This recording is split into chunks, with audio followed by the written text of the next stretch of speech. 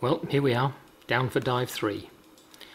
This features a swim through, which is quite interesting because it's got a little bit of dog leg in it, so you can't see the end, and it comes out into a nice couple of arches, and sometimes you can see white tips swimming past, which is always nice. Anyway, just out of interest, I've left the whole of this swim through in. Some of it's slightly uninspiring because, well, it's a bit dark really. So I'm finning through this swim through, torch in one hand and a camera in the other, trying not to bounce off the top. It's totally enclosed when it gets a bit narrow, and following the guys in front really. I think Dennis and Anna are behind me, and as you can see it's pretty pitch black in there.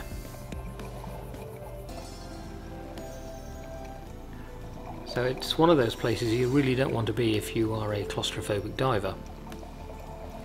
I suppose in terms of technique it's also interesting in that it narrows down a little bit, and it means you really have to sort of fin, you know, gently with a modified frog kick so that you don't kick up too much sediment from the bottom. Although I have to say the bottom is pretty clean, so it doesn't really matter too much. But you'll see an example or two of, I think it's Spencer in front of me, just doing tiny little frog kicks, a side-to-side motion.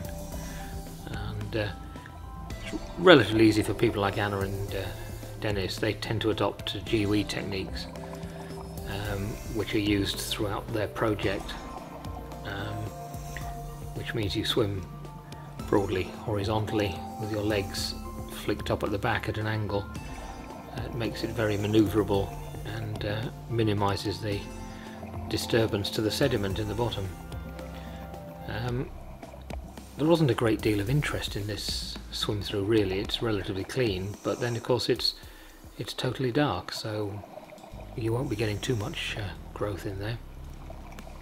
But it's an interesting experience because it is totally enclosed, and you can just see the entrance coming up now, or shall I say the exit, depends which way you do it of course. And this is where it gets a little bit narrow, where you swim through a few sort of fallen boulders and things like that, and you can see just some gentle frog kicks from Spencer in front, just to guide you through without banging off the walls or anything else. And the top comes down a bit at this point, so you've got to sort of make sure your buoyancy is right so that you don't start bouncing off the top and bottom. But then you do come out into this rather nice little cave with these arched entrances, so it is quite nice, and it's worth the effort of going through, even if it's a little bit claustrophobic.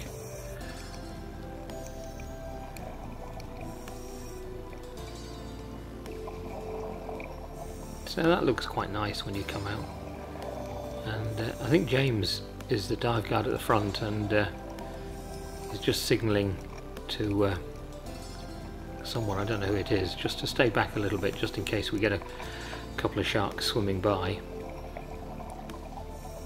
So this sort of arched caveway is quite pleasant really when you look out into the light.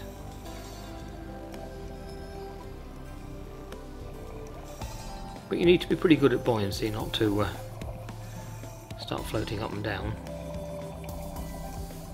And of course we really should all wait for everyone to get out safely to make sure that we can progress on the dive.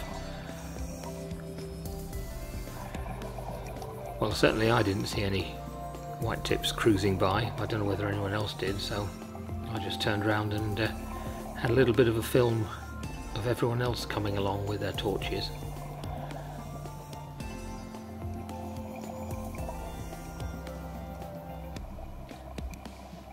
But this section of the video just gives a little feeling of what it's like to do a totally enclosed swim through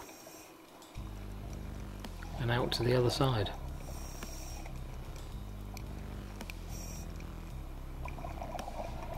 There's always a certain sense of relief when you come out from a cave or something like that.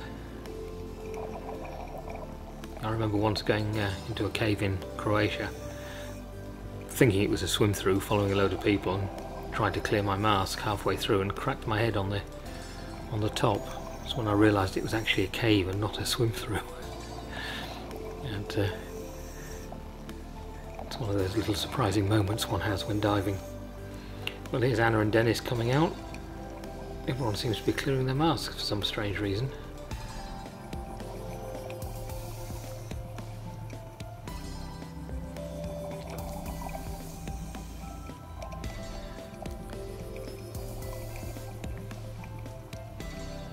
But as you can see from the general scenery, Gato is sort of characterised by these big rocks and coral blocks and things like that. It makes an interesting dive, even if the visibility isn't very good or you don't see anything big. There's always things to look at. So anyway, I think we're all out, so we'll progress on. I know the end of this dive was characterised by a very strange malfunction in my dive computer, which eventually made me surface, and it locked out for 48 hours. It beeped like an egg timer. One of those things one shouldn't really say very much, but there you go. There's Emily and Spencer. Anna's photographing something.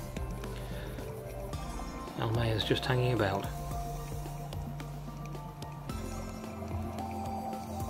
I will say, for those people who haven't been diving, going diving with photographers, whether they be video or still, is always a bit of a nightmare, because well, you have to stay still and photograph things and get the right shot, and the sunlight bouncing off a particular coral block, and for other divers it's all a bit boring, really. So those sorts of mixed dives are always a little bit of a well, they're always unsatisfactory for nearly everybody. I think Dennis is shining at something on the seabed. As usual, I won't be able to see it, so I sort of make a nominal attempt to go over there, but as you can see, I've not been terribly serious about it. I think everyone's going under another arch to look at something. I believe it was a white-tip shark, and I stayed away because there obviously isn't enough room for me to position myself and get comfortable to do any videoing, so Dennis and myself went in afterwards. And I think as somebody doing video, it's always difficult to position yourself 100% correctly and then start on your swim through, holding your camera hopefully relatively steadily, without bouncing off the bottom or the top, as the case may be. So sometimes preparing for shots takes forever, and you end up cutting out loads of them. So here am I trying to fin through this archway to look at something which, as it turned out, had gone, basically. So it was all a bit of a waste of time, but I've left it in just to show the general difficulties of doing things. Here's Anna taking more photographs.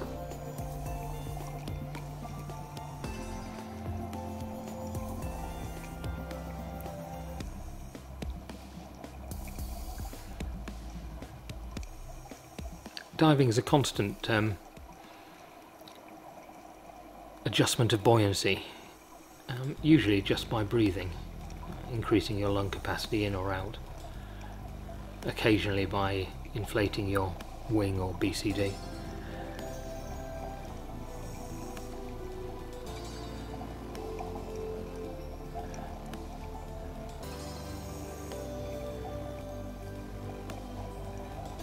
So really this dive is just, as usual, a little dive around. visibility isn't brilliant, but I left most things in just to show the sort of general nature of things. Everyone's gathered around here a big sea fan because James has spotted a pygmy seahorse, and he's trying very hard to point it out to those of us who can't see it. So I know I won't be able to see it, so I'm staying away. There is no chance of me seeing this wretched thing, but Spencer and Emily and Jerry do get a closer look, and in fact Emily gets quite excited when she spots it.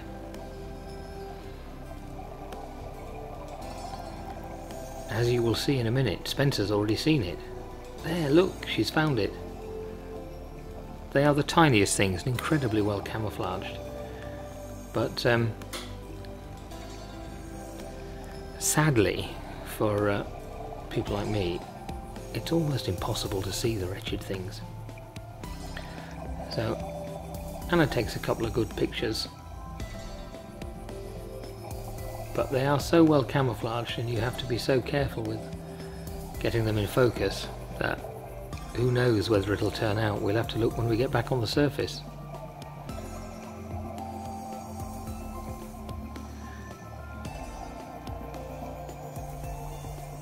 So it's very interesting to see how these guys spot them all the time. I think Anna's having to have another shot here. And this is the pygmy seahorse. There it is. I'll highlight it now. There. But they are incredibly well camouflaged. And very small. So that was my disappointing bit. I film everybody else while they look at it. And everybody else goes off to see what they can see now.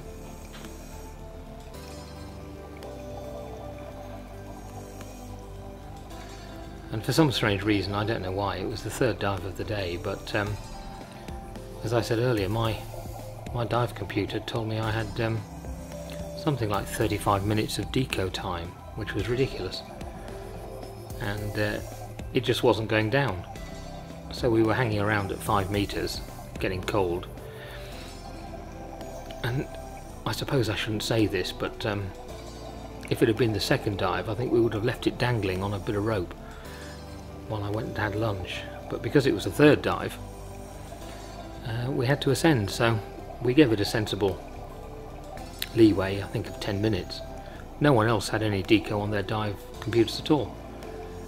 And then I surfaced, and it beeped like mad, like a crazy egg timer, and then locked out for 48 hours. So I spent the next 2 days, of course, going to the dive shop and pretending that I limped or I'd got pains in my shoulders as if I'd been bent. It was much amusement for everybody. Well, there's some Nemos. As I say, there's always got to be a Nemo in a dive, hasn't there?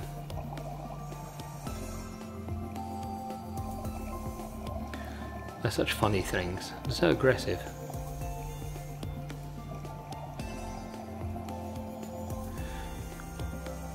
There he comes.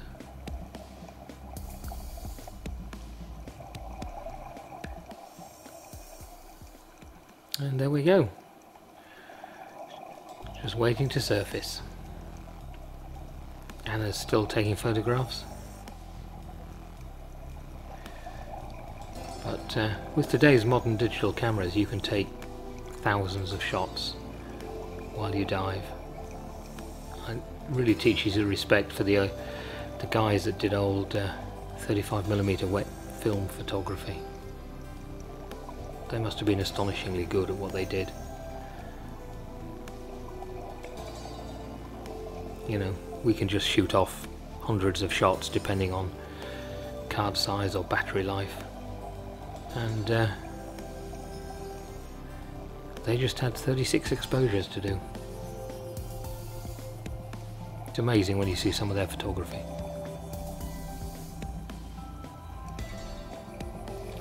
But there we go. That's really getting towards the end of the dive, where we all just bimble about near the bottom at 10 or 15 meters. They're all gathered round another lot of sea fans here, taking more photographs. So I shall just take video of them taking photographs and searching for pygmy seahorses.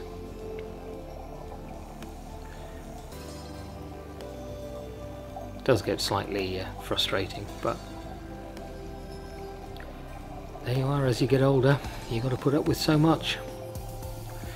There's Emily just sitting at the back there, hovering over the seabed. There's Anna, trying to see more little seahorses.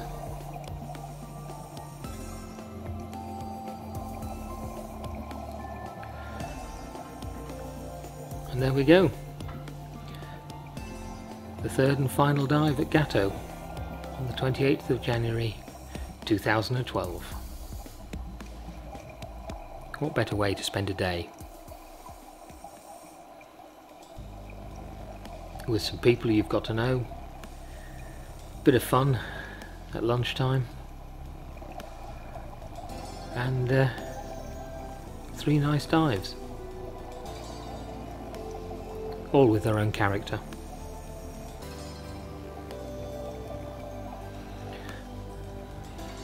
Dennis points to the final shot of the afternoon, which is one of Gato's specialities, the banded sea snake, which we've seen before and we see often on dives. For those that don't know, they are actually extremely poisonous, but they have very, very small mouths, so they aren't really terribly dangerous. But it has been known for folk to get bitten. So that's it. All over for the day.